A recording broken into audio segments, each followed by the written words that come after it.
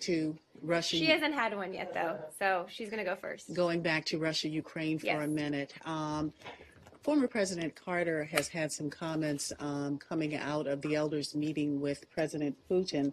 And one of the things he said was that Russia's annexation of Crimea was inevitable because of its Soviet-Russian roots, and that it is what the people of Crimea wanted. He also said he did not think this would be undone anytime soon.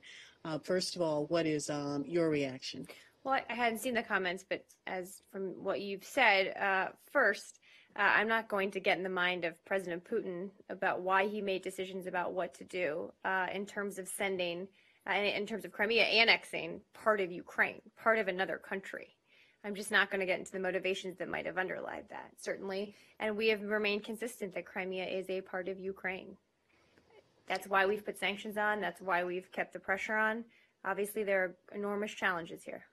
And I get into the mind of President Putin. What about getting into the mind of President Carter? Probably not going to do that. I think he was the one that boycotted the Olympics because of the invasion of Afghanistan, right? I'm probably Wasn't not he the one that who did either. that? Probably would be the right year. Go ahead. Carter also said that the elders were pleased with Russia's allegiance to the Minsk agreement and wanted to see all aspects of it concluded, which appears to differ with the overall U.S. position, which has been that Russia has been not abiding by all of the provisions of Minsk. What is your reaction to that assessment coming from Carter? Again, I hadn't seen the specifics on that, but we know that Russia has continued to undermine the Minsk implementation plan and the Minsk agreements through ongoing support and resupply of the separatists. They can't, Russia and the separatists can't pick and choose which parts of Minsk they want to implement and what not to. They sign these agreements and they must honor them, all of them.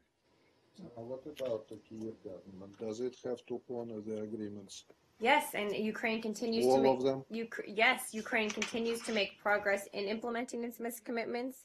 It is the Russians and the separatists they support who continue to engage in activities that undercut the agreements. What are the examples of them following the agreements other than the separation of forces, which I think is broken by both sides probably there? But, well, I'm happy to get you a full list, but the problem here is Russia signed on to the Minsk agreements, and yet they continue to support and actively are a part of the separatists fighting in another country, and that hasn't stopped. Just on that point, and I don't want to belabor this, but it is your position that the allegations made by Russia and its supporters in eastern Ukraine, that the military exercises that are going on, the U.S. military exercises that are going on with the forces, the government, Kiev, the training, with the training, right? It's happening in Western Ukraine, not Eastern Ukraine. Yeah, but you're. They've said Eastern Ukraine though, which isn't true. But right, but you do not believe that is a violation of the Minsk agreement. That correct. No foreign troops should be in Ukraine. It is not. This has been training. It's been going on for 20 years. Okay, it is not a violation. It's just not covered by Minsk. Correct. We're there at the invitation of the Ukrainians. Right. You didn't, and as you pointed out, you guys did not sign Minsk, but the Ukrainian government did. Right. The Ukrainian. Right.